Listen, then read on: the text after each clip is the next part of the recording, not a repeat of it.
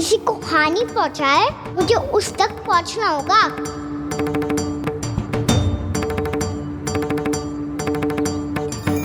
Cigarette करनी होगी मुझे।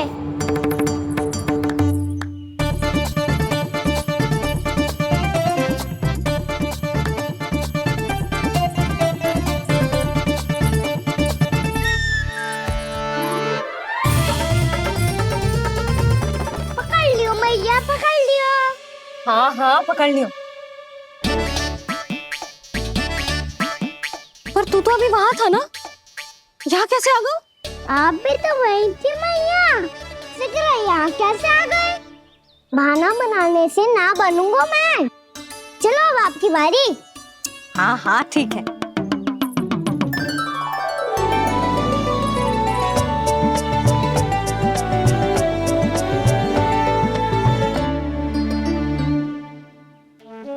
क्षमा करना मैया, पर मुझे जाना पड़ेगा।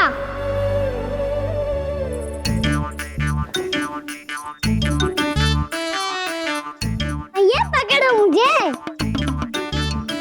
कहाँ है नंदा?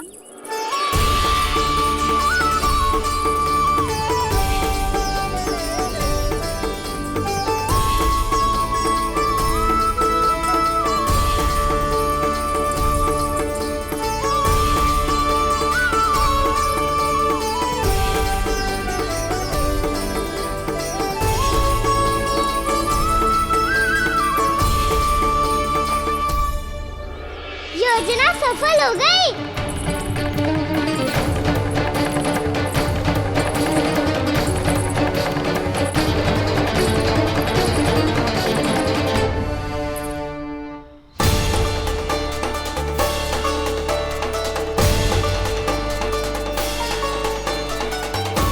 मुझे माफ करना मैया, आपको बिना बताए जाना पड़ रहा है।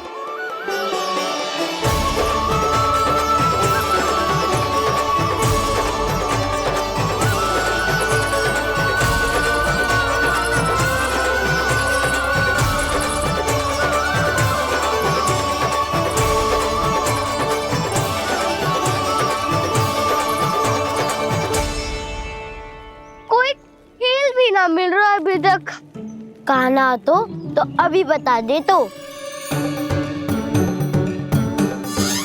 हो तो ना सवाल, वो देख।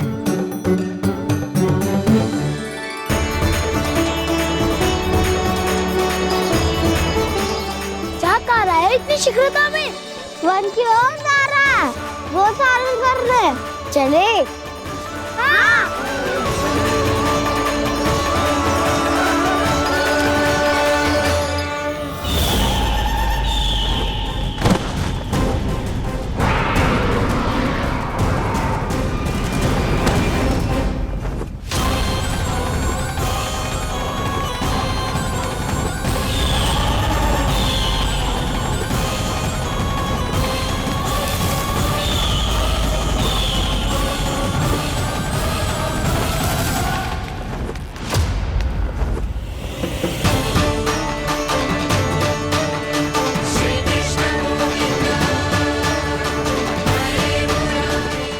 राक्षस पंछी, राक्षस पंछी।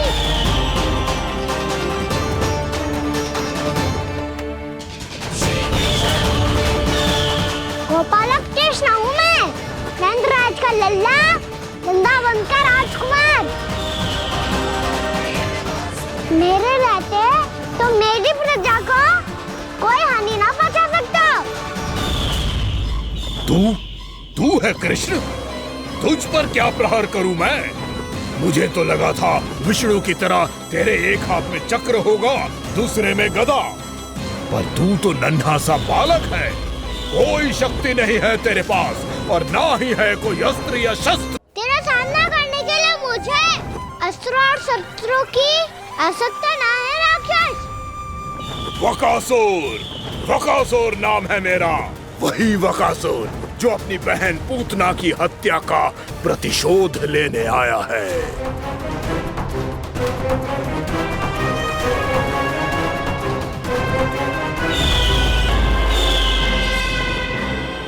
जानता है, इंद्र, अग्नि, वायु, वरुण यम या कोई भी अन्य देवता, कोई मेरे समान शक्तिशाली नहीं है। और तू, मुझ जैसे पर्वत के सामने एक तिनके जैसा तू करेगा मेरा सामना? तू रोकेगा मुझे? बस एक ही प्रहार में तुझे अपना आहार बना लूंगा मैं। छोटा चना बाजेगा ना?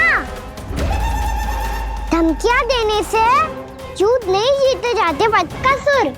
जो कार्य हो करके दिखाओ।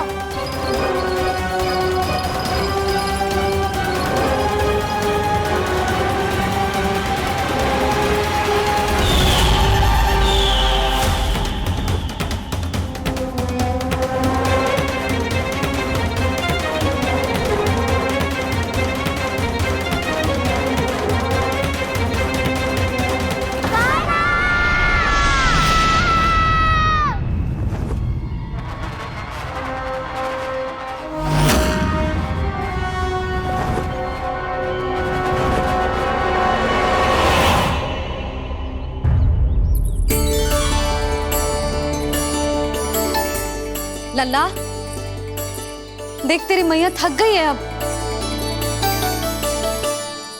अब बस कर लल्ला, ताली बजा। कान्हा, अब बस कर।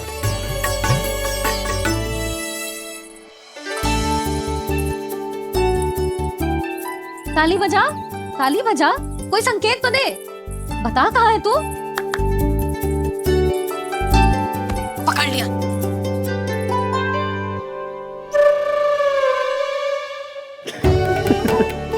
आप भी ना बड़े हो गए हो, पर बचपना ना गया आपका ना। बच्चे कहाँ गया? जी रोकान।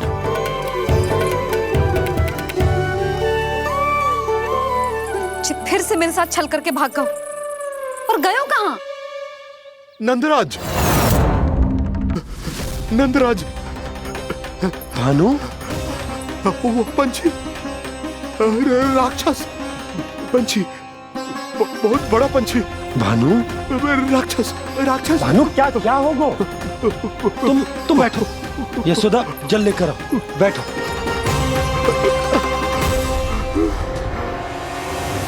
यदि आपको भूख लगी है तो मुझे खा लो, पर मेरे सखाओं को छोड़ दो पंछी जी। आप मुझे ही खा लो, लेकिन कान्हा को छोड़ दो।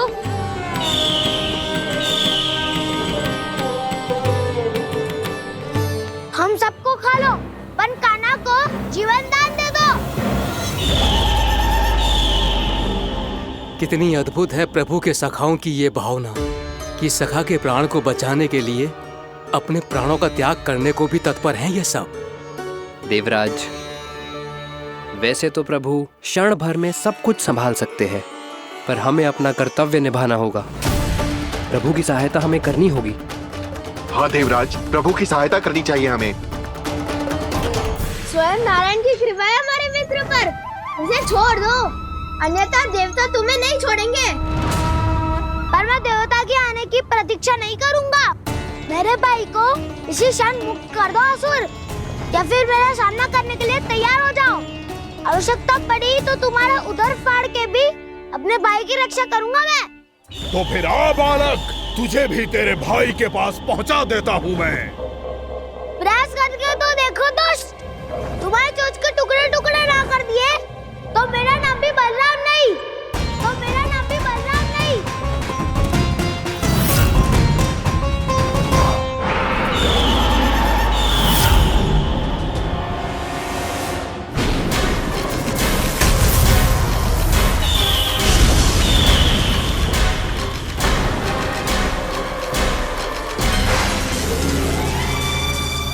तेरी प्रार्थना स्वीकार हो गई मधु। हमारे कान्हा की रक्षा करने स्वयं देवता आ गए।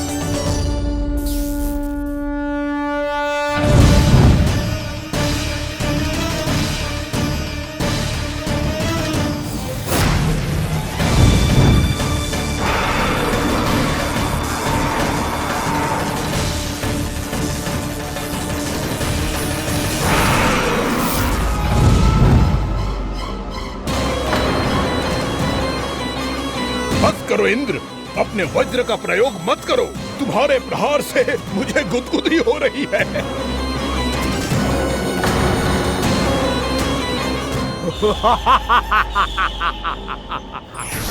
पर मेरी ज्वाला गुदगुदी नहीं करेगी बकासुर, जलाकर भस्म कर देगी।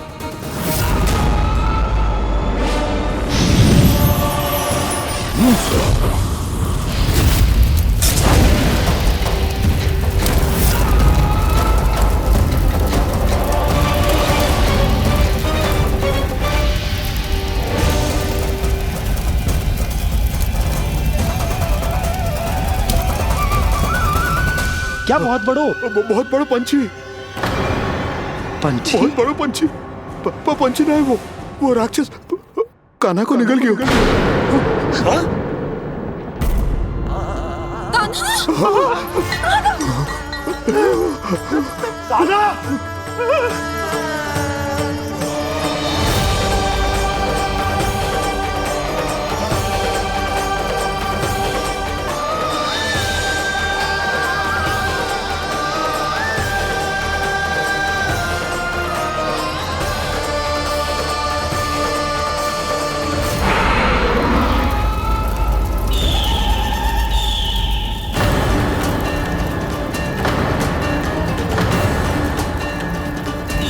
मेरे उदर की जठराग्नि भी तुम्हारी ज्वाला से अधिक तीव्र है अग्निदेव।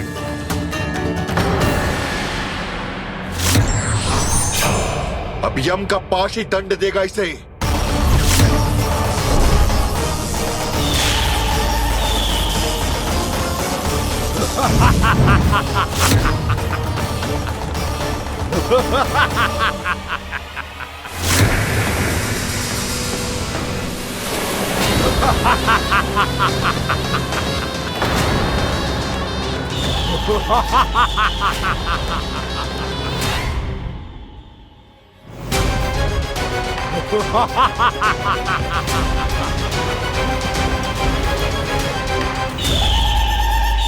गोमती मैया के नंद लाला। अब यम का पाश ही दंड देगा इसे।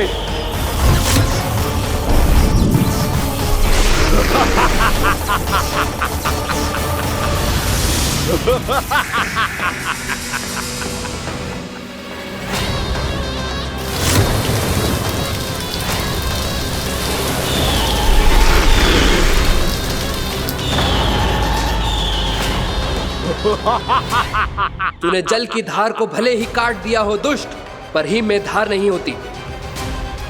अब मेरी हिम शक्ति तुझे जमाकर नष्ट कर देगी।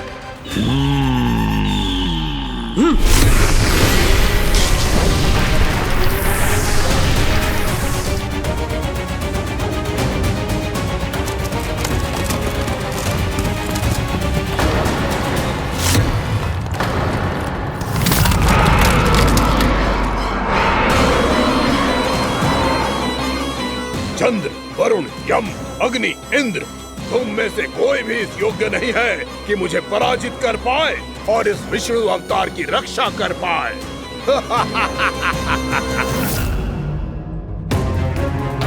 इस असुर को तो देवता कुछ ना बिगाड़ पा रहे हैं। अब क्या होगा खाना का?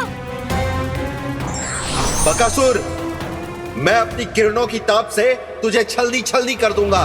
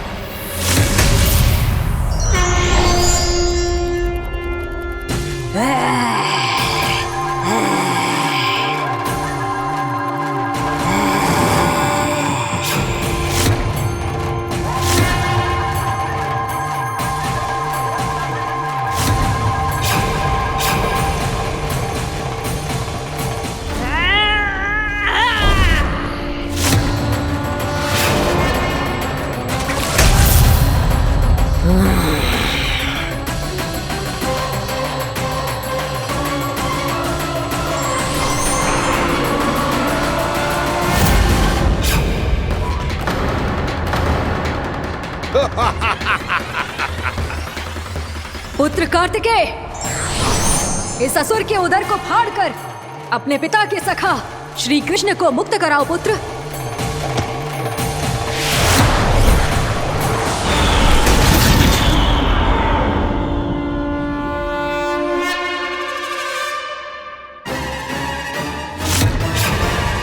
मैंने कहा था तुम में से कोई भी मेरा बाल भी बांका नहीं कर पाएगा।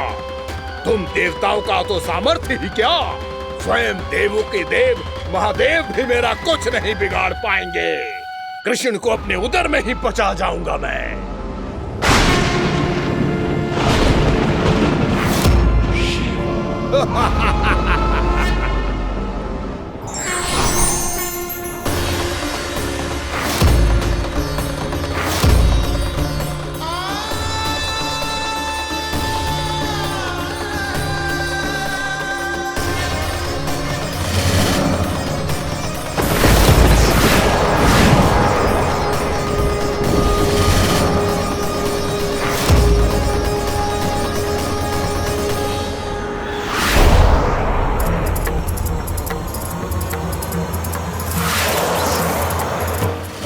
शिव शंकर का त्रिशूल है। एक ही बार में इस असुर का प्राण ले लेगा ये।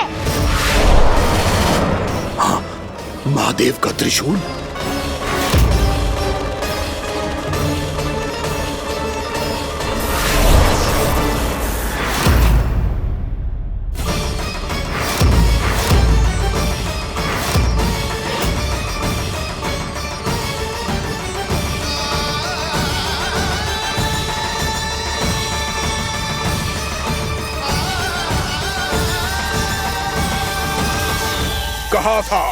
कहा था मैंने, स्वयं महादेव भी मेरा कुछ नहीं बिगाड़ सकते। अजय हूं मैं, अजय।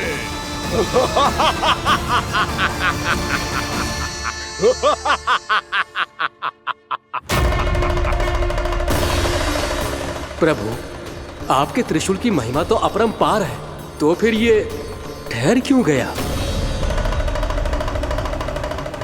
आपने अपने त्रिशूल को वापस क्यों ले लिया महादेव?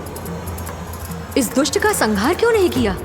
क्योंकि इसकी मृत्यु मेरे हाथों नहीं, मेरे सखा नारायण के अवतार श्री कृष्ण के हाथों ही होगी, और यही विधि का विधान है। पर पिताजी, श्री कृष्ण तो इस असुर के उदर में फंसे हुए हैं, हम उन्हें मुक्त कैसे कराएंगे? ये उन्हें स्वयं ही मुक्त करेगा पुत्र। श्री कृष्ण अपने अपमान से क्रोधित नहीं होते, पर अपने भक्तों का अपमान वो क्षण भर भी सहन नहीं कर पाते। वकासुर यही भूल कर रहा है, हम सबका निरंतर अपमान करके वो उन्हें क्रोध दिला रहा है। वो ये नहीं जानता कि शीघ्र ही उन्हें अपने उदर में रख पाना उसके लिए असंभव हो जाएगा।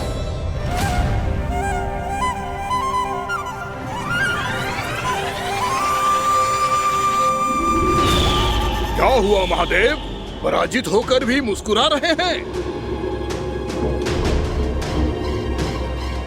पर अब तो महादेव कहलाने के भी योग्य नहीं रहे आप। असफल देवताओं की इस अयोग्य सेना को लेकर चले जाइए यहाँ से।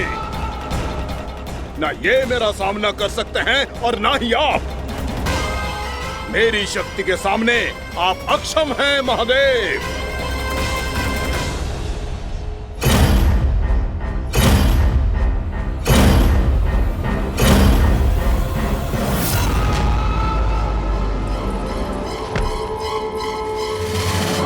सुधा, जिस दुष्ट ने मेरे लल्ला को निगलो है ना, भीतर से जलेगो, छटपटाएगो, पीड़ा से कराएगो।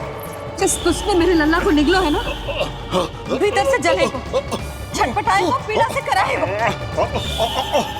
ये क्या हो रहा है मुझे?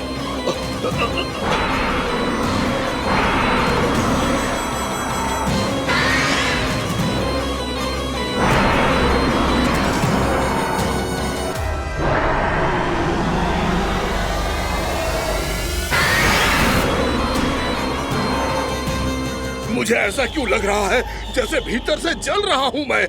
ये क्या हो रहा है मुझे?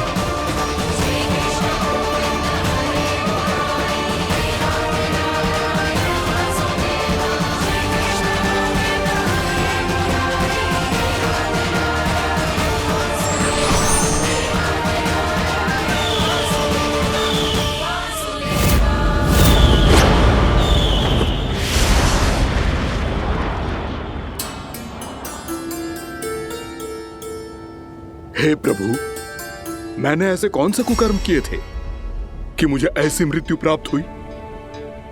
और ऐसे कौन से सुकर्म किए थे कि आपके हाथों से मुझे मोक्ष प्राप्त हुआ है प्रभु? में स्मरण करो, हे गिरीश की पुत्र वक्कासुर।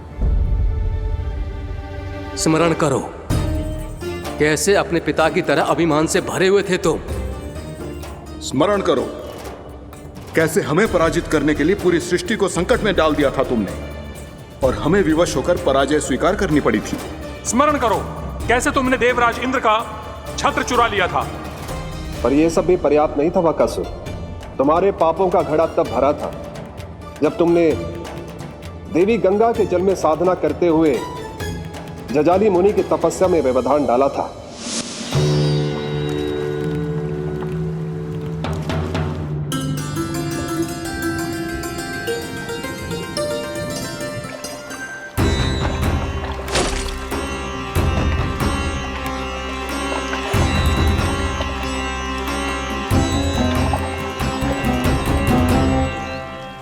रुक क्यों गए चालक? नौका को आगे की ओर ले चलो। आगे बढ़ना उचित नहीं होगा महाराज। यहाँ से कुछ ही दूरी पर जालजली मुनि तपस्या कर रहे हैं। तो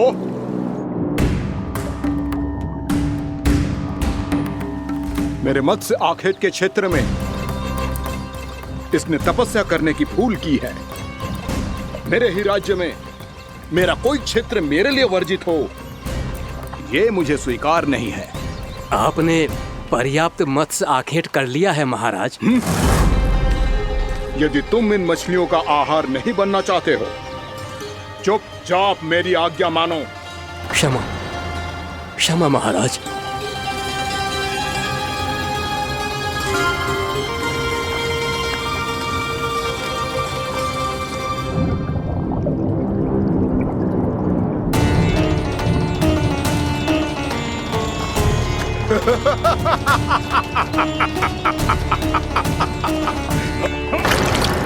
मुनिवर, रक्षा कीजिए, रक्षा कीजिए मुनिवर। हमारे प्राण बचाइए मुनिवर, मुनिवर हमारे प्राण बचाइए।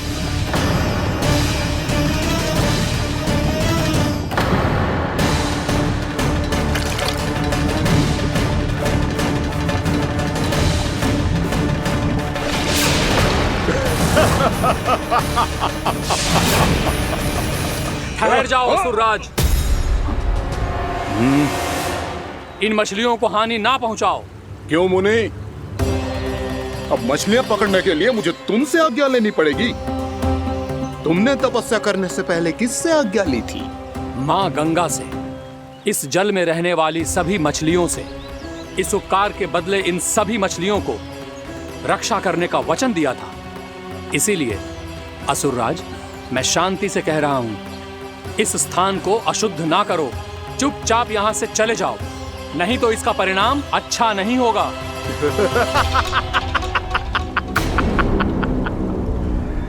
तुम जिन देवताओं की तपस्या कर रहे हो ना मुनि, उन्होंने भी मेरा कुछ नहीं बिगाड़ पाया था, और तुम मुझे धमकी देने का दुस्साहस कर रहे हो।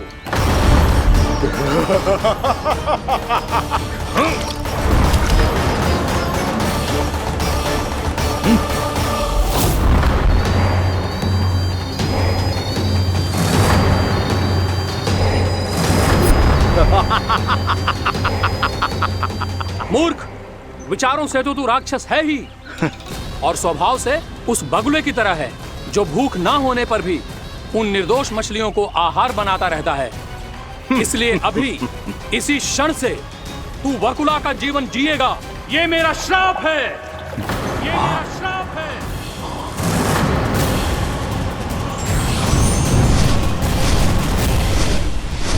श्राप पाने के बाद तुम्हें आभास हुआ कि तुमने कितना बड़ा अपराध किया था, और तब तुम जजाली मुनि से क्षमा याचना करने लगे। तुम्हारे अपराध बोध को जानकर मुनि श्रेष्ठ शांत हुए और उन्होंने तुम्हें वरदान दिया। श्राप से मुक्ति का एक ही मार्ग होता है असुर, पश्चाताप। तुम्हें अपने भूल का पश्चाताप है, इसीलिए मैं तुम्हें वरदान देता हूं। तुम्हें मेरे श्राप से मुक्ति अवश्य मिलेगी। स्वयं प्रभु श्री नारायण के अवतार इस बगुले के देह के बंधन से तुम्हें मुक्त करेंगे।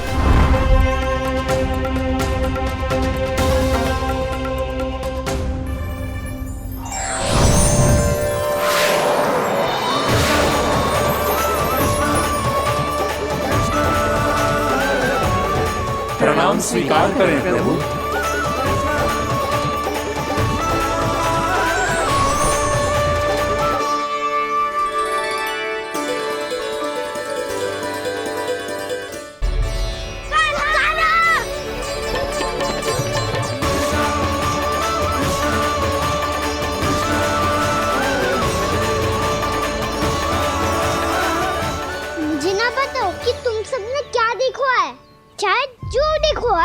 बस मैया से कछु मत ही बताना।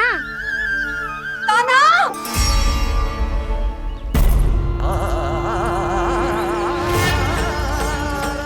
कान्हा!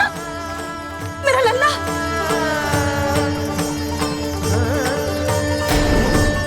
भानु बता रहा था तुझे कोई असुर पंछी निकल गया था। हाँ?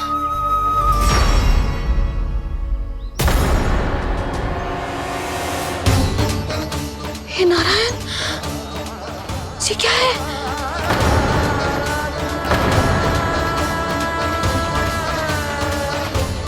ये सब कैसे हुआ लल्ला? हाँ? कोई बताएगा मुझे ये क्या है?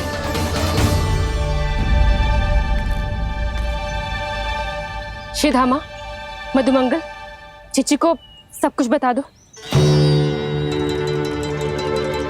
ये असुर पक्षी मुझे निगलने वाला था रानी भाभी, तभी अंतिम क्षण में कान्हा ने आके मुझे बचा लियो।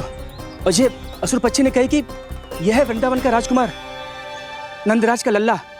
इसके होते कोई भी वृंदावन वासियों को हानि ना पहुंचा सकते। रानी भाभी, कान्हा ने अपने प्राणों की चिंता ना करी और इस क्रूर राक्षस से भिड़ गयो, और इस राक्षस पक्षी ने इसे निगल लियो। इतना पर्याप्त है भोला काका, सब कुछ बताने की आवश्यकता नहीं है। ये सब देख के सारी बालक मंडली इतनी व्याकुल हो गई कि सबने अपने प्राण अर्पित कर दिए, और इस असुर पक्षी से कहे कि हमें खा लो और हमारे सखा को छोड़ दो। इन बालकों का पराक्रम देख के सभी देवतागण यहाँ आ गए और उनके हृदय भी पिघल गए, और उन्होंने इस राक्षस पक्षी से युद्ध करके इसे मार गिराया। देवताओं के राजा इंद्र के वज्र का प्रहार तो मैंने अपनी आंखों से देखा है ताई जी। और फिर उसके बाद अग्निदेव ने अग्निवस्त्र का प्रहार किया। जय ना काकी, वरुण देव, कार्तिकेय, यमदेव सबने मिलके युद्ध किया इस राक्षस से।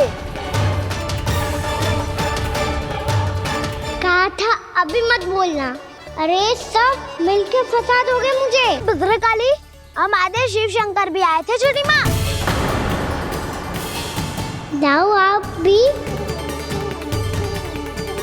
बाबा साईता।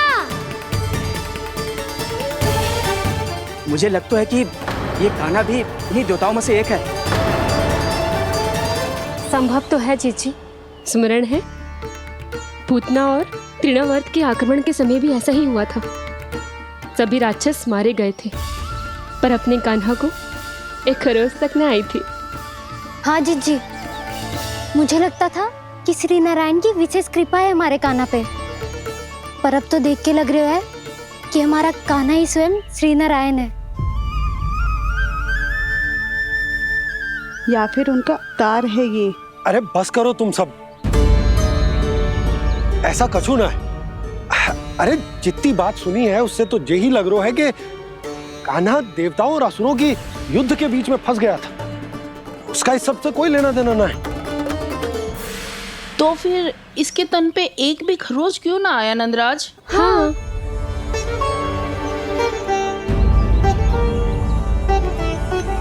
है काकी, खरच तो है। दिखा लल्ला। भैया बात पीड़ा आ रही है, कुछ करो ना। जी गोपियां भी ना अति करती है। श्री नारायण का अवतार हो तो इतनी तनिक सी खरोच पे ऐसे रो तो क्या? बस बहुत होगा। अब तो तुम सबने सीमा ही पार कर दी है। कभी से श्री नारायण बुलाते हो, कभी श्री नारायण का अवतार।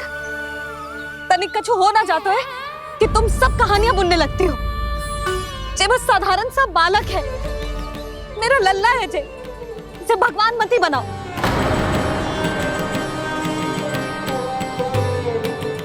और तू, क्या आवश्यकता थी तुझे यहाँ आने की? हाँ, वो भी मुझे बिना बताए। मेरे साथ छल करके आए हो तू।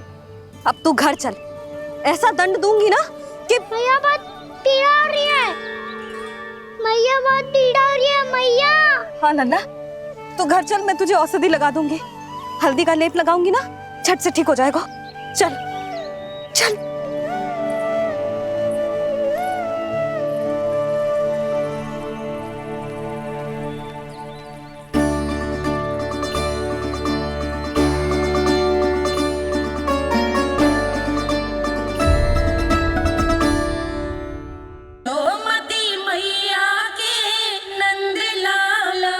बहुत पीड़ा हो रही है मैया। हाँ नन्ना, तू घर चल, मैं तुझे औषधि लगा दूंगी। हल्दी का लेप लगाऊंगी ना, झट से ठीक हो जाएगा। चल चल।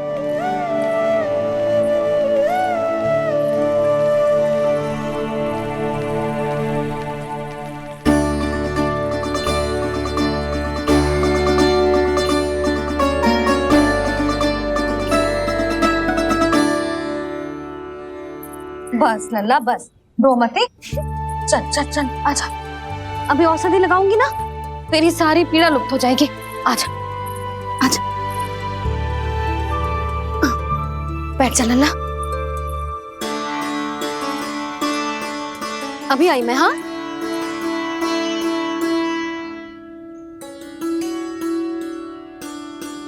मैया। अरे तो अभी तक रो रो है? क्या कह रही थी सारी गोपियां? बता। के मेरा लल्ला श्री नारायण का अवतार है। दिव्य है, भगवान है। और जब भगवान इतनी छोटी सी चोट पे रोते हैं क्या? इतनी तो लगी भी ना है तुझे जितना तो तू आ ऊ कर रो है।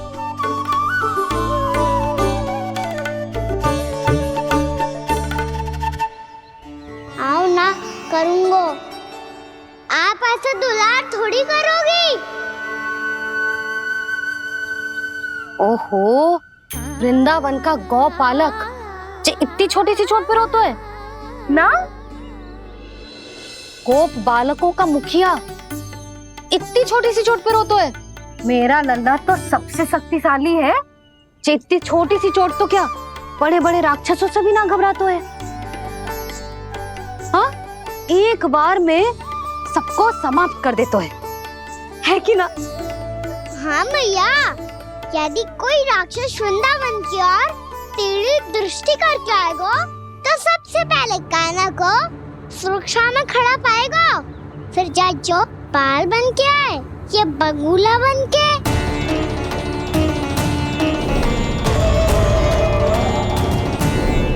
ना लल्ला, सोचो भी मती।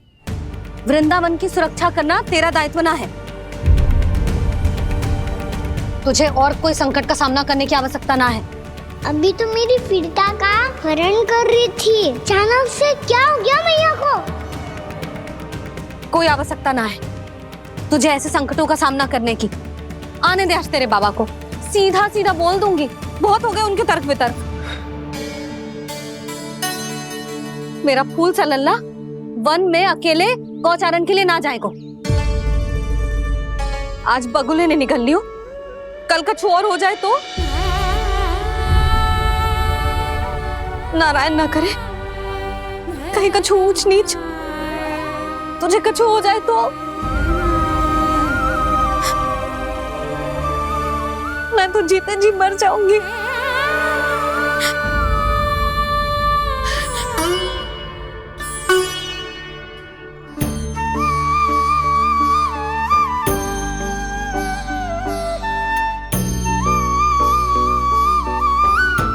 वीर लल्ला की वीर मैया इतनी से बात तो रोती है क्या? क्या करूं कान्हा, तुझे ऐसे बार बार संकट के मुंह में जाते हुए ना देख सकती मैं। तो फिर मैया मैं वचन देता हूँ, आज के बाद मैं गौचारण के लिए तभी जाऊंगा जब आप आज्ञा दोगी। पक्का? छल ना करेगा ना मेरे साथ? मैंने कब छल करो मैया? अच्छा ठीक है, ना करूँगा छल। यदि आपसे पूछे बिना बाहर निकलो तो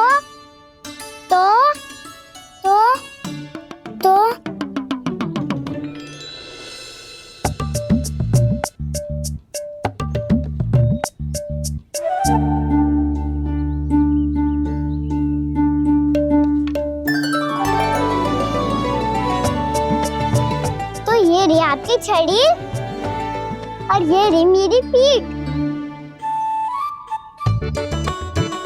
ठीक देना था पर तोड़। ठीक है, जब तूने अपना दंड निर्धारित कर ही लियो है तो सोच ले, अब अगर तूने मेरी बात ना मानी तो तोड़ तोड़ छड़ी पड़ेगी। समझ आई?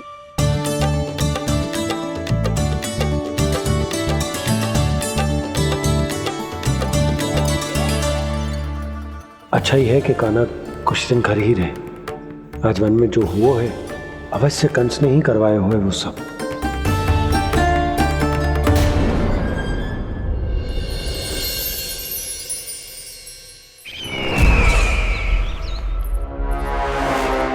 आपका ये धनुष तो सबसे अधिक शक्तिशाली था महाराज, ये कैसे टूट गया? कहीं ये बकासुर की पराजय का संकेत तो?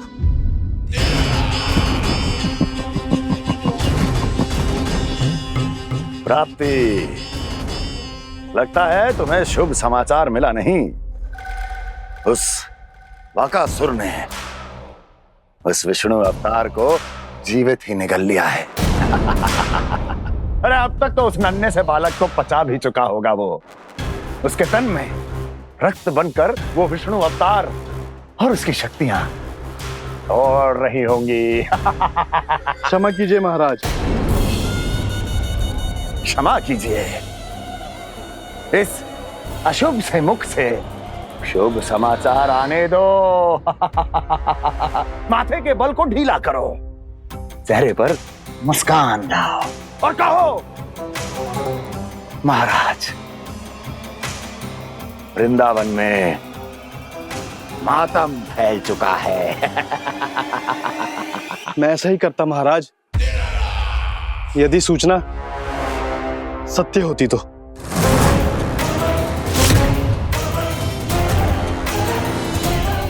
कहना क्या चाहते हो? एक क्षण में सूचना उगलो, अन्यथा मेरा योद्धा बकासुर विष्णु अवतार की तरह तुम्हें भी जीवित निकल जाएगा। आने दो। बकासुर मारा गया महाराज, बकासुर मारा गया महाराज, बकासुर मारा गया। बकासुर मर चुका है? असंभव। असंभव। बकासुर ने उस बालक को निगल तो लिया था, पर उसकी सुरक्षा करने के लिए सभी देवता वहां प्रकट हो गए, पर फिर भी कोई बकासुर का सामना नहीं कर पाया। और फिर क्या हुआ? वो बालक स्वयं ही बकासुर के उदर से बाहर आ गए और उसकी चोंच तोड़कर उसकी हत्या कर दी।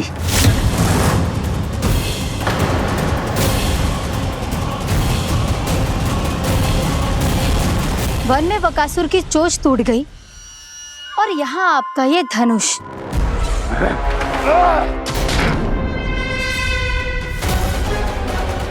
केवल नहीं टूटा तो आपका ये भ्रम महाराज। क्षमा कीजिएगा महाराज, आपका भ्रम टूटना आवश्यक है। आवश्यक है आपको यह आभास होना कि उस विष्णु अवतार को पराजित करने के लिए आपके साधारण योद्धाओं में वो सामर्थ्य नहीं है। अच्छा सर, उतना तृणावर्त, बकासुर, ये सब साधारण नहीं थे प्राप्ति, साधारण नहीं थे। फिर तो ये और भी अधिक चिंता का विषय है महाराज, क्योंकि इसका अर्थ तो यही हुआ कि वो विष्णु अवतार कुछ अधिक ही असाधारण है और उसका सामना करने के लिए और उसे मिट्टी में मिलाने के लिए आपको एक ऐसे अस्त्र की आवश्यकता है जो उसके सामने ना झुके और ना ही टूटे।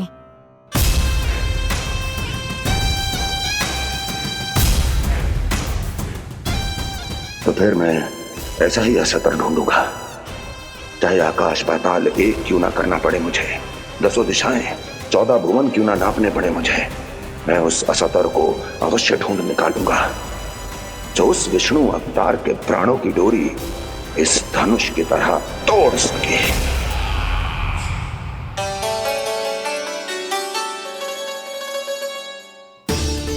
थैंक्स पापा, मैंने मैया को वचन दिया है कि जब तक नहीं चाहेंगी मैं वन नहीं जाऊंगा, इसलिए आप मुझे मारने के लिए कोई शक्तिशाली असुर ढूंढने में व्यस्त रहो।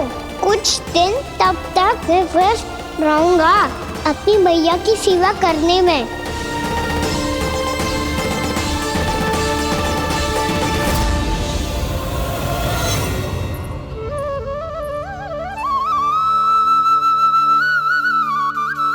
लो मैया, तुलसी जी को चढ़ाने के लिए जल।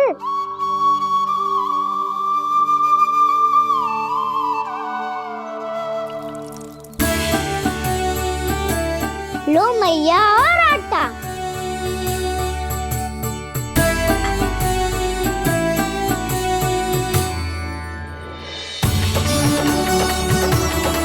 लो मैया, बेलन।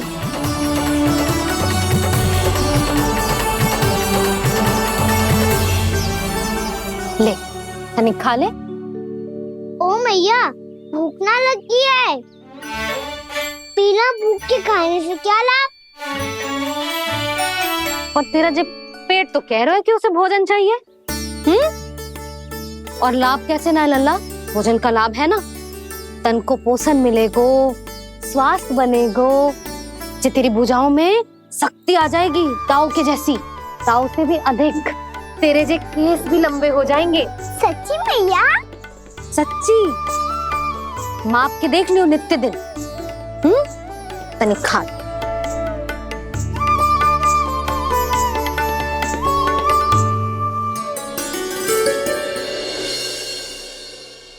मान के मैया का कहना, छक के भोजन खाते हैं,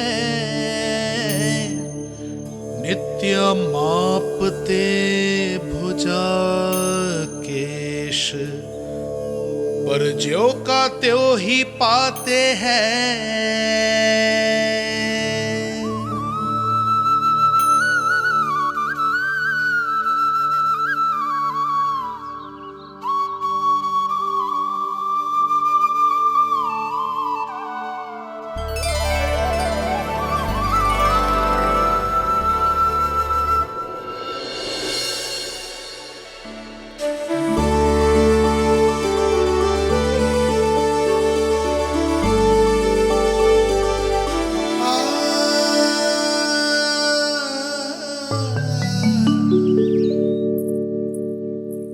ले लल्ला, फल खा ले। ना, मुझे ना खाने फल वल। क्यों? लंबे केस और शक्तिशाली भुजाएं ना चाहिए? व्यर्थ है ये सब। पिछले 10 दिनों से देख रहा हूँ, ना केस लंबे हुए हैं, ना भुजाई शक्तिशाली बनी है। 10 दिन में कछु ना होने वाला। 10 सप्ताह ऐसे खाएगो ना, तब जाके कछु बदलाव दिखेगो। समझ आई? चल अब खा ले। वैसे भी मुझे बहुत सारी तैयारियां करनी है आज। इसीलिए भैया एकादशी के व्रत के लिए लल्ला। सुनो जी, सारी सामग्री आ गई? हाँ, तुमने जो कही थी सब ले आए हूँ।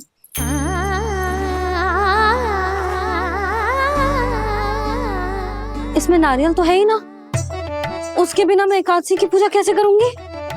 यशोदा, मैंने भोला से कह दिया, वो लेकर आते ही होगो। घबराओ मत। कैसे ना घबराओ जी, आपको पता है ना एकादशी का व्रत मेरे लिए कितना महत्वपूर्ण है। पतो है। अरे इसमें तो दिए भी ना है। दिए ना है? अब मैं अभी लेकर आता हूँ। आप रहने दो, मैं ही लेके आती हूँ। भक्त भोला राम के यहाँ से है? भक्त भोला राम? मेरा अर्थ है कुमार भोला यहाँ के यहाँ से। हाँ हाँ, वो ही।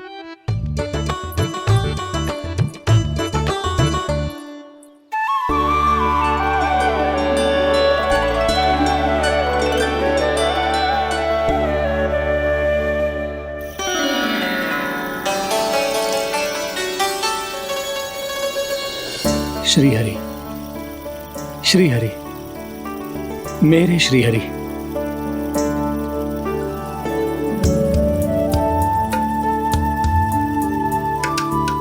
मेरे श्री हरि। भोला राम, मेरी मटकी तैयार है? मेरे श्री हरि, मेरे श्री हरि।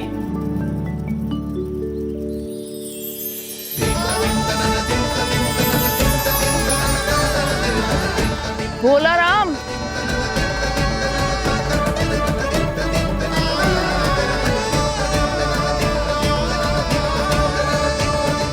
भोला काका, ओ भोला काका।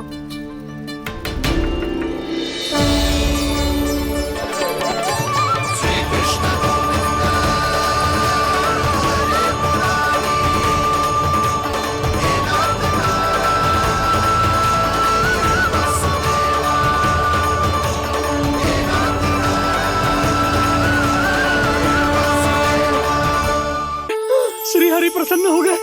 मेरे श्री हरि आ गए, मेरे भगवान आ गए। मेरे श्री हरि आ गए, मेरे भगवान आ गए। मेरे श्री हरि आ गए, मेरे भगवान आ गए। मेरे श्री हरि आ गए, मेरे भगवान आ गए। मेरे भगवान आ गए, मेरे घर मेरे भगवान आ गए।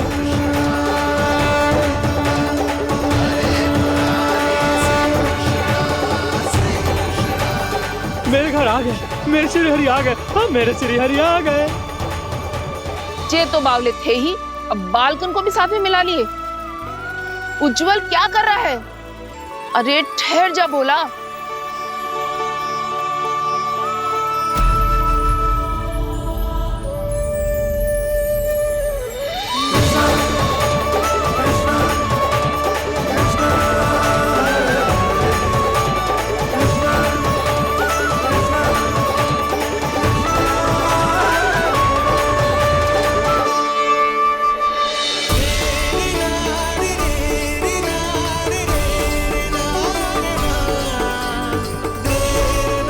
प्रेम से बुलाओ, आएंगे हरि भी।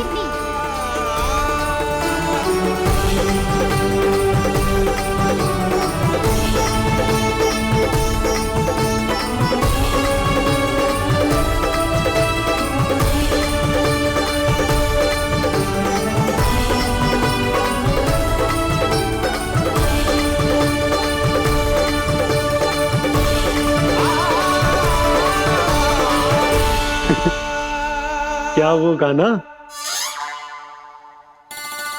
किसकी धुन में झूम रहा तू? निर्मल निशा भक्ति की धुन में।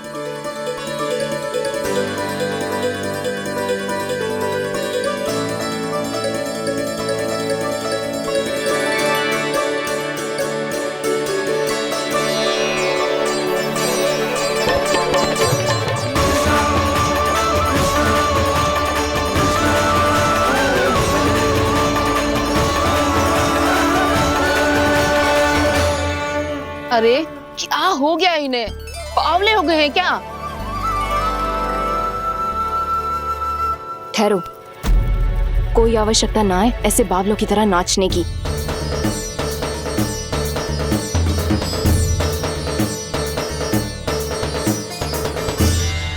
बावले ना है मौसी, भक्ति में रम गए।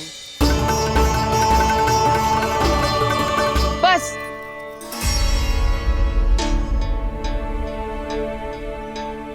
हम सब कब से खड़े हैं यहाँ, पर तुम्हें कुछ ध्यान ही ना है।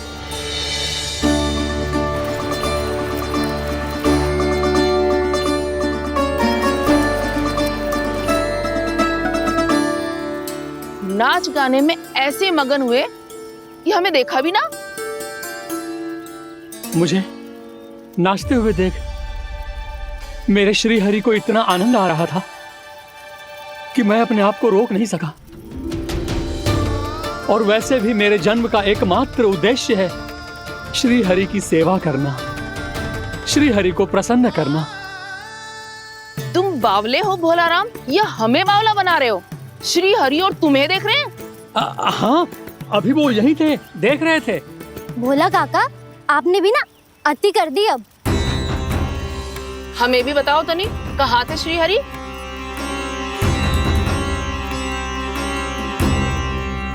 ना जाने अपना उपहास करवाने में क्या आनंद आता है इन्हें।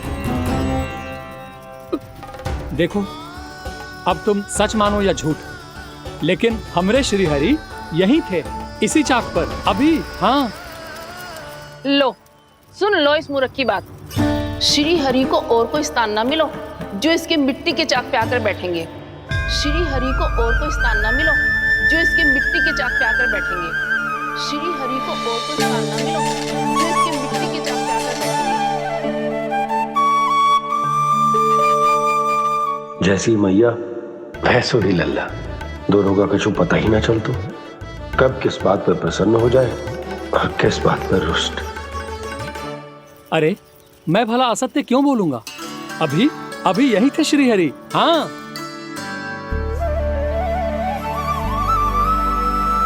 हाँ, जैसे श्री हरि को तो कोई कार्य है ही ना, वो तो आतुर होके बैठे रहते हैं कब तुम हरि हरि बुलाओ और वो दौड़े चले आए।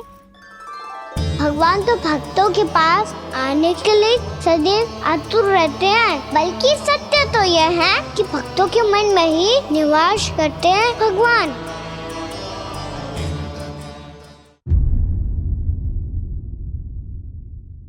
यशोमती मैया के नंद लाला। अरे मैं भला असत्य क्यों बोलूंगा? अभी अभी यही थे श्री हरि। हाँ,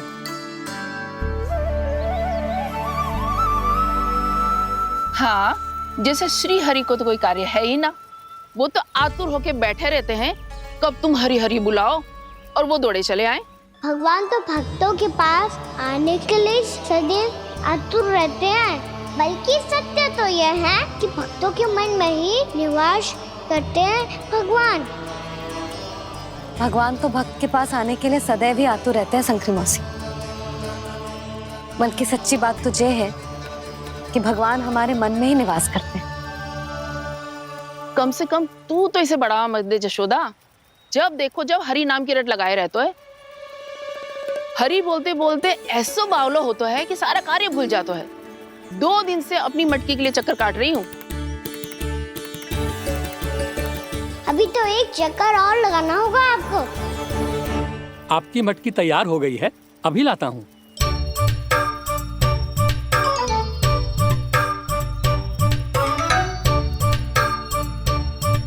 लो जी मटकी।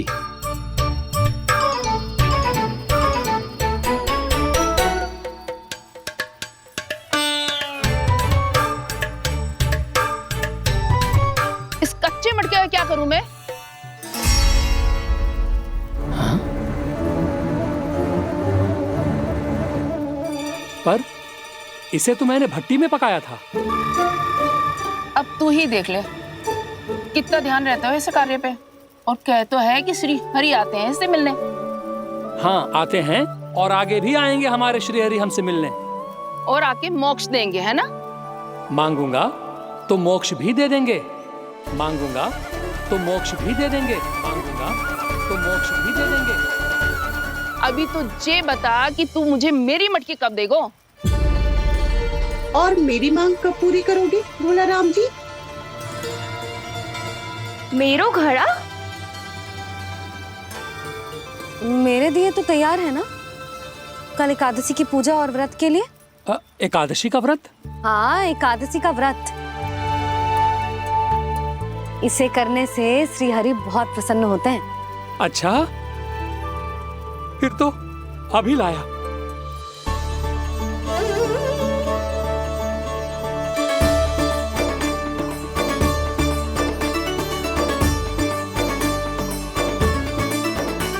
लो जी, आपके दिए।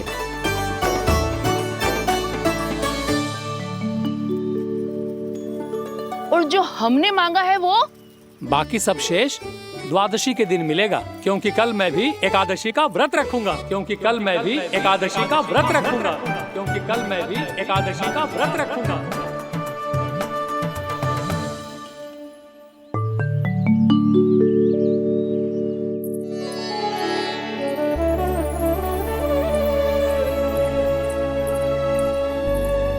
जानकी, फूलों का प्रबंध हुआ कि ना?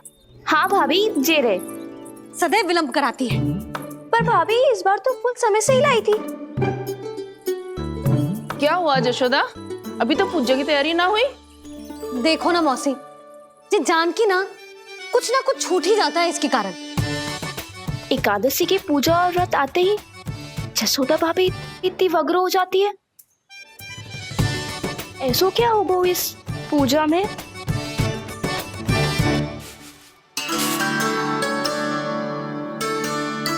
ये थाली में रोली चंदन रखने से, दिया जलाने से के होगो? आपको पता भी है एकादशी का व्रत क्यों रखते हैं? क्या महत्व है इसका? लो, जे तो मैं जसोमती रानी से पूछना भूल ही गया।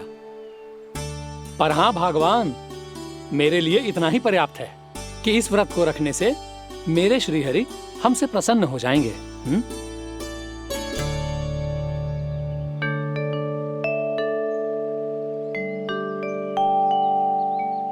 नारायण ही जाने ऐसे कैसे पूजा करते हैं जे श्री हरि की एक मूर्ति तक ना है इनके पास।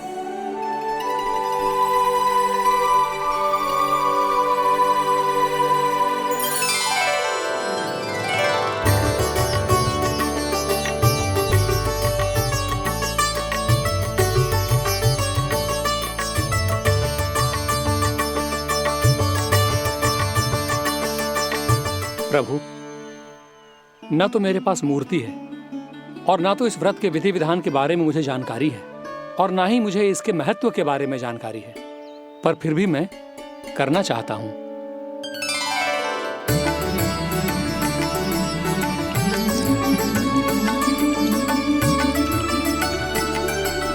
इसीलिए मैं दृढ़ संकल्प लेता हूं,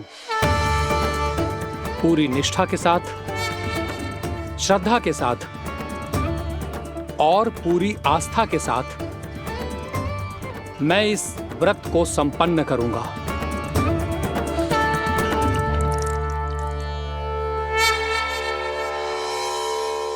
हम संकल्प लेते हैं कि एकादशी के व्रत को पूरी निष्ठा के साथ संपन्न करेंगे।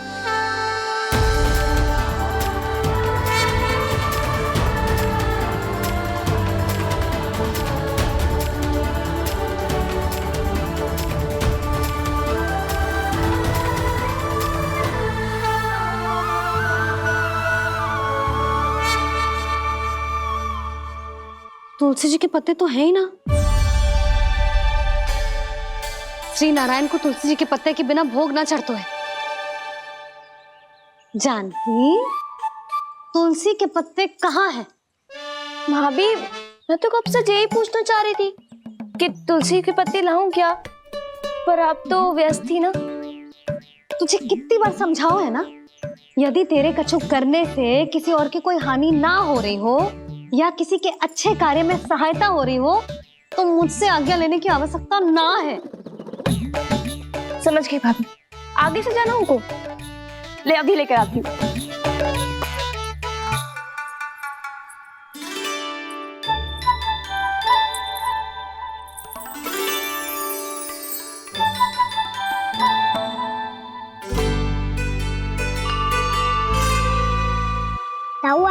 लिए व्रत करो है?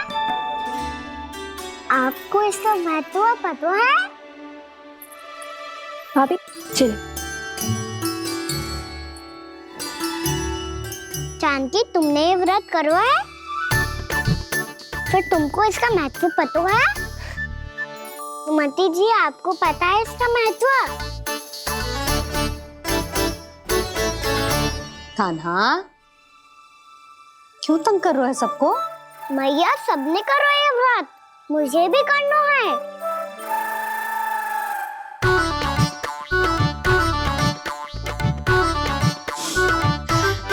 ये व्रत केवल बड़ों के लिए होती है लल्ला। जब आप ये व्रत कर सकती हो, बाबा कर सकते हैं,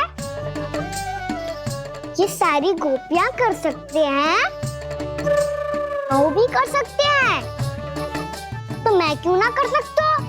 क्योंकि तू कल तक भूखा ना रह पाएगा लल्ला। जब भक्त रह सकते हैं, फिर मैं क्यों नहीं रह सकता? मेरा अर्थ है कि नारायण के भक्त मैया, मैया मान जाओ ना, मुझे करने दो ना ये व्रत। अपनी लल्ला पे आप विश्वास ना है आपको? विश्वास है। अच्छा ठीक है, तू भी कर ले।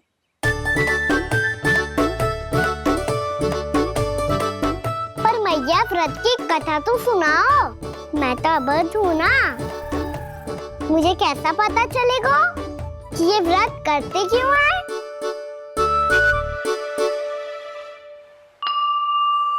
प्रभु, मुझ अबोध को कैसे पता चलेगा कि इस व्रत का क्या विधि विधान होता है और क्यों रखा जाता है और इसका महत्व क्या होता है? मुझे तो आप ही बता सकते हैं प्रभु। जब व्रत कर रहे हैं, तब उसका महत्व भी पता होना चाहिए ना। बताओ ना मैया, क्यों रखते एकादशी का व्रत? इसके लिए तो तुझे एकादशी की कथा सुननी होगी। सुनेगो ना?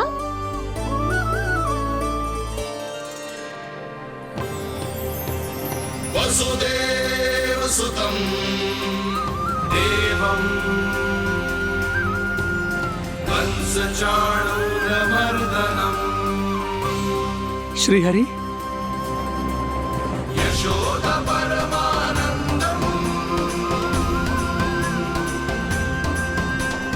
कृष्णं वन्दे जगद्गुरुम्। वाह प्रभु, अपने भक्तों को एकादशी व्रत का महत्व समझाने का अच्छा उपाय खोज निकाला है आपने।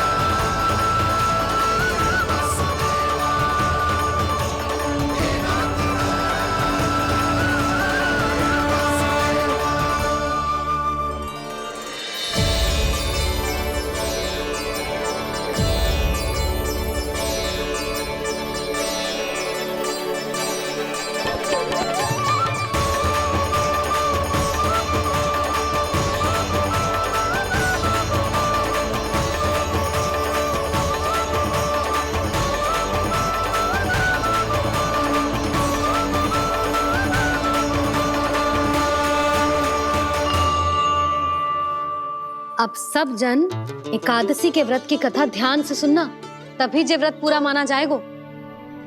समझो लल्ला?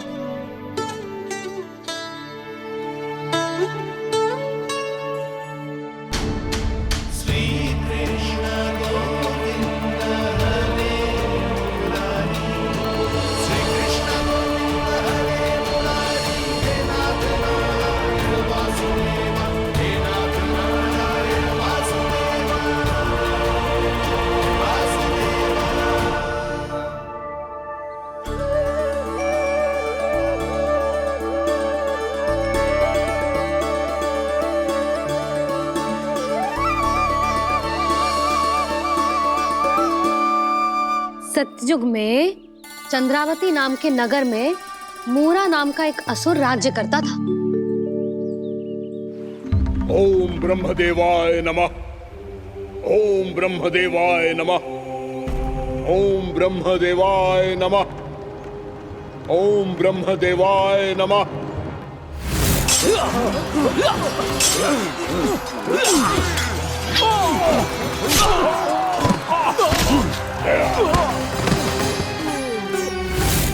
ओम ब्रह्मदेवाय नमः। ओम ब्रह्मदेवाय नमः। जब उसने देवताओं के हाथों असुरों की पराजय देखी, तब वो वरदान पाने के उद्देश्य से ब्रह्मा जी की तपस्या करने चला गया।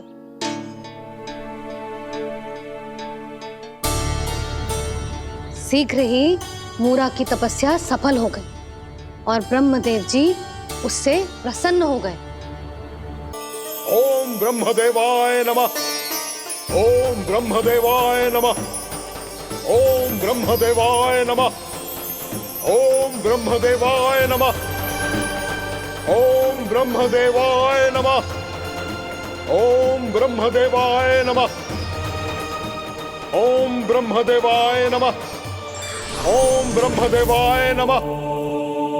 मूरा, प्रणाम ब्रह्मदेव।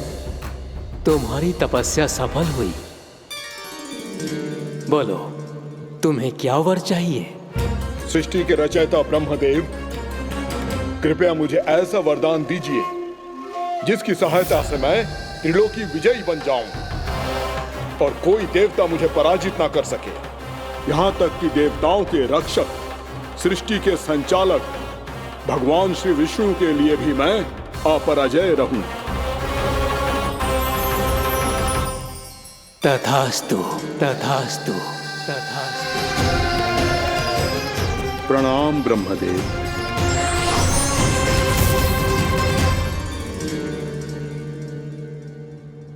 ऐसा वरदान पाकर मूरा बहुत अभिमानी होगा। यक्षों, किन्नरों, यहाँ तक कि देवताओं को भी युद्ध के लिए ललकारने लगा, पर किसी ने भी उसकी ललकार को स्वीकार ना करो, क्योंकि सभी उसकी शक्ति से बहुत भयभीत थे और उसके सामने युद्ध किए बिना ही अपनी पराजय स्वीकार करने लगे। और फिर दंभ में आके उसने स्वर्गलोक पर भी आक्रमण कर दिया और देवराज इंद्र तक को चुनौती दे डाली।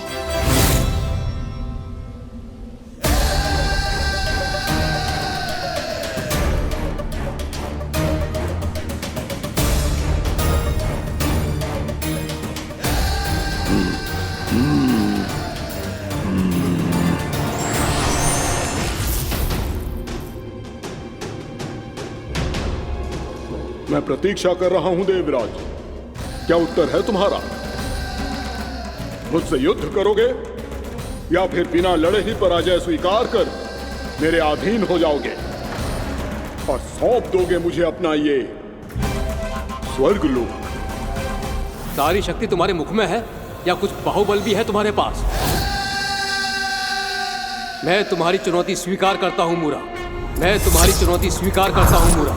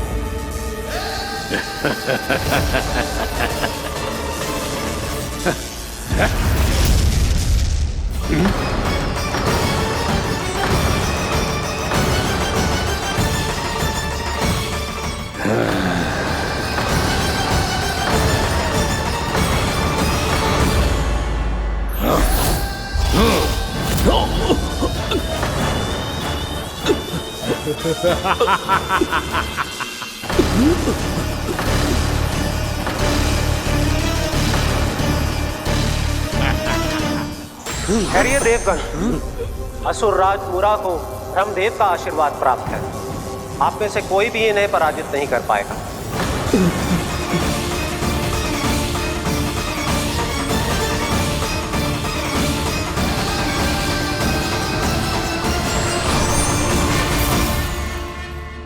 एक अवसर और देता हूं देवराज। युद्ध या अधीनता, क्या उत्तर है तुम्हारा देवराज?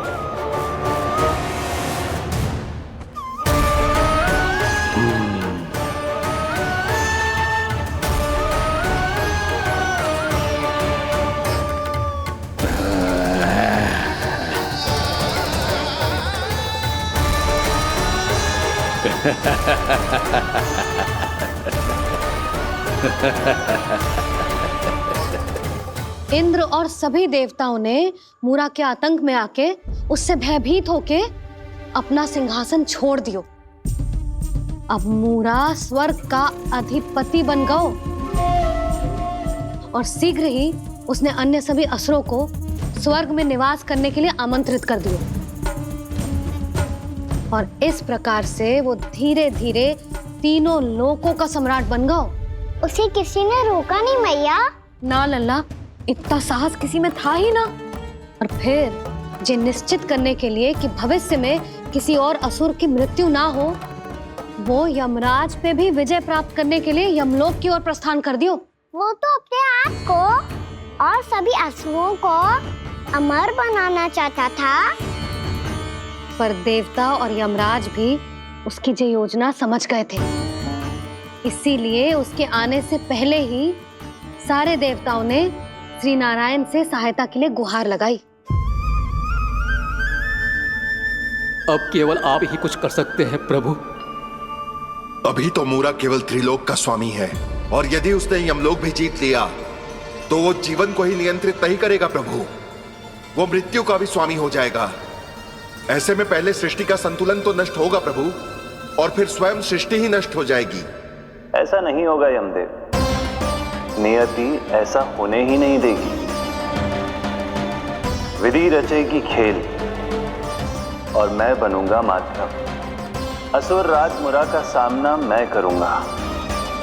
बस आप मुझे चुनौती देने के लिए उसे तैयार कर लीजिए, चाहे उसके लिए आपको साम दाम दंड भेद कोई भी उपाय क्यों ना अपनाना पड़े।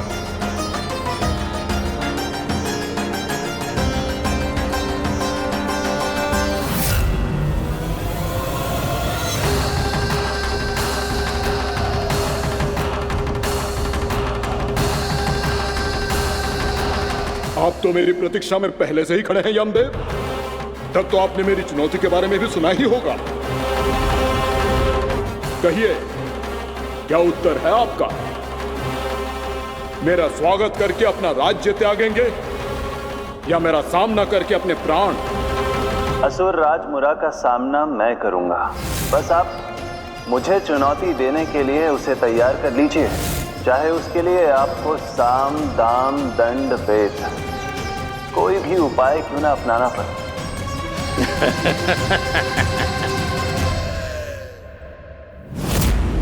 यशोमती मैया के नंद लाला।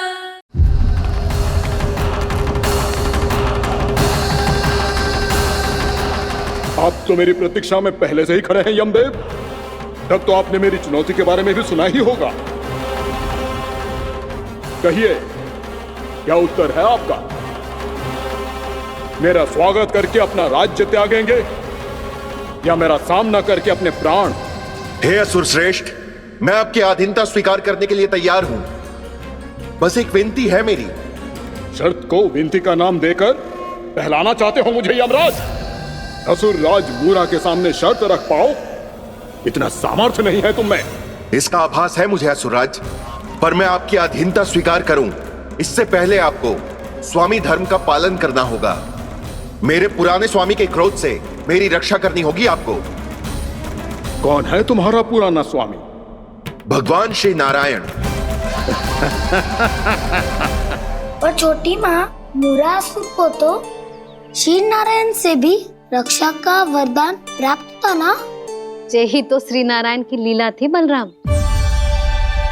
पर वो राक्षस अपने दम में जे समझ ही ना पाओ कि वो क्या भूल करने जा रहे हैं। अब पहुंच गो भगवान श्री नारायण को चुनौती देने के लिए।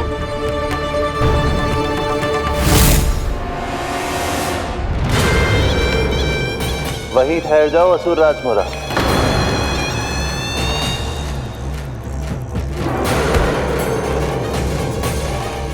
यहाँ क्यों आए? आपको पराजित करने और ये वैकुंठ जीतने, ताकि मैं यमलोक का स्वामी बन सकूं। फिर आओ युद्ध भूमि में मेरा सामना करो।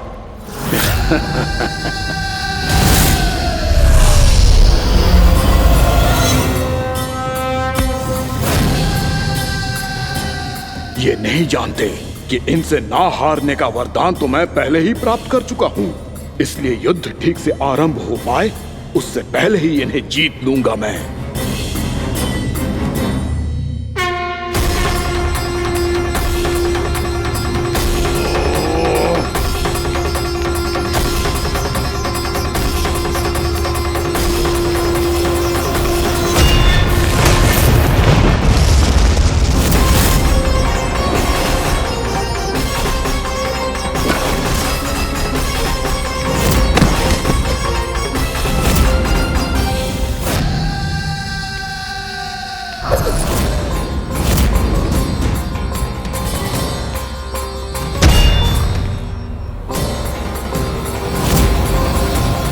और इस प्रकार जे युद्ध वर्षों वर्षों तक चलता रहो।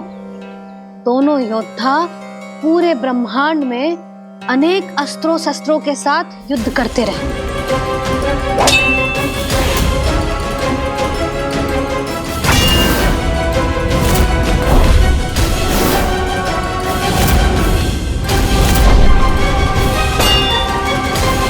फिर क्या हुआ मैया?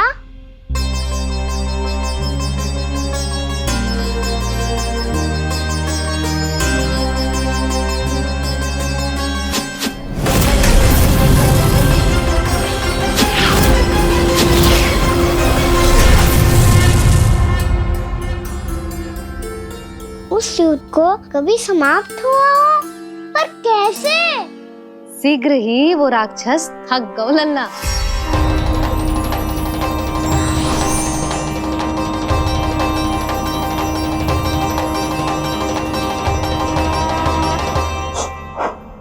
खड़े खड़े देख क्या रहे हैं नारायण? आक्रमण कीजिए, वध कर दीजिए मेरा।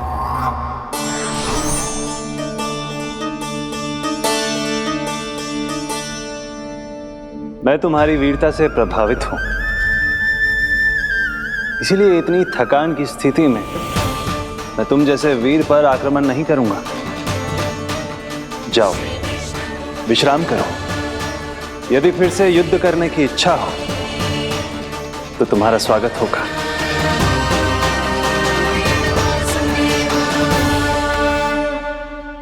जे कह के श्री नारायण बद्रिका आश्रम चले गए और वहां हिमवत नाम की एक कंदरा में ध्यान लगा के बैठ गए। उधर वो राक्षस विश्राम करने लगो। अनेकों दिन बीत गए और अब वो राक्षस मूरा फिर से स्वस्थ होके बलवान हो गया था। उसने अपनी सारी शक्ति फिर से प्राप्त कर ली थी। श्री नारायण ने उस पर दया करी थी, पर वो फिर से श्री नारायण को छलने को तैयार होगा।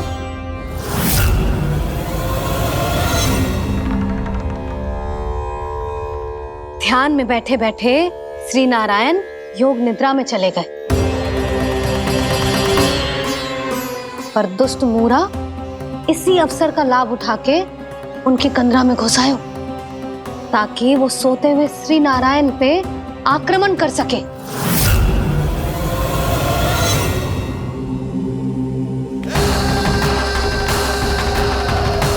आज इस लंबे युद्ध को जीतकर अपने इस अंतिम शत्रु का भी अंत कर दूंगा मैं।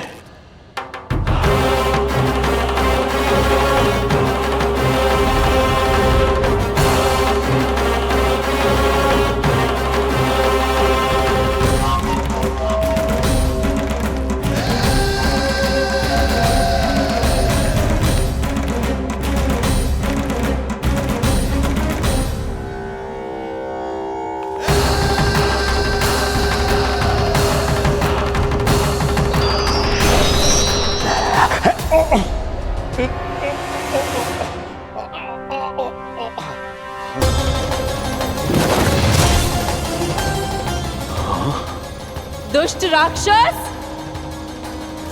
प्रभु ने तुझ पर दया की, तुझे संभलने का अवसर दिया। तू इन्हीं पर ही छल से वार करने चला है।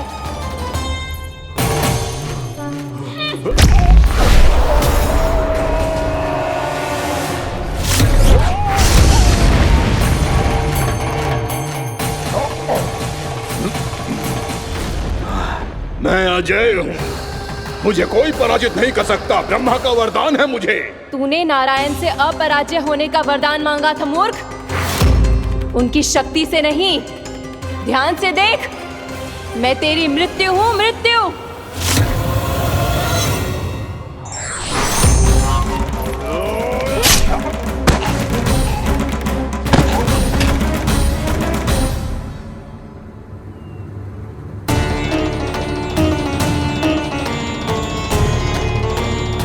वो देवी कौन थी छोटी माँ? और कौन बलराम, वही तो थी देवी एकादशी।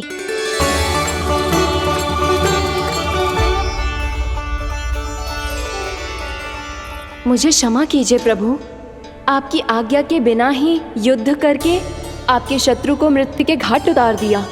क्षमा नहीं, आपकी तो प्रशंसा होनी चाहिए देवी। असुर राज को मारकर आपने सभी देवताओं को मुक्त करवाया है। इस पापी के अहंकार से तीनों लोकों की रक्षा की है आपने। आप एकादशी की तिथि पर मेरी एकादश इंद्रियों से उत्पन्न हुई हैं। इसीलिए मेरे सभी भक्त आपको उत्पन्न एकादशी के नाम से जानेंगे। सभी तिथियों में आपका स्थान सर्वश्रेष्ठ होगा। जिस तरह आपने राक्षस के आक्रमण से मेरी रक्षा की है, उसी प्रकार एकादशी के दिन व्रत करके जो भी भक्त आपकी कथा सुनेगा, मैं स्वयं उसकी रक्षा करूंगा। जो आपकी पूजा करेगा उसे मेरी विशेष कृपा प्राप्त होगी और उसके साथ साथ उसे मिलेगा धन, सिद्धि और मोक्ष।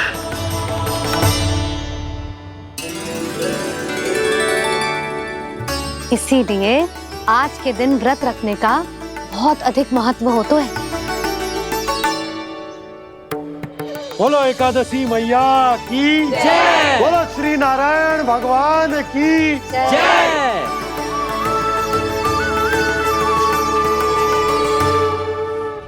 प्रभु की कृपा से एकादशी का महत्व भी पता चल गो और मेरा व्रत भी सफल हो गो।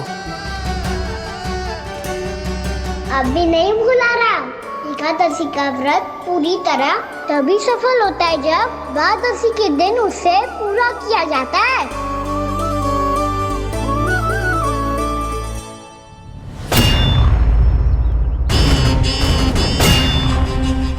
आवश्यक है आपको यह आभास होना कि उस विष्णु अवतार को पराजित करने के लिए आपके साधारण योद्धाओं में वो सामर्थ्य नहीं है। वो विष्णु अवतार कुछ अधिक ही असाधारण है।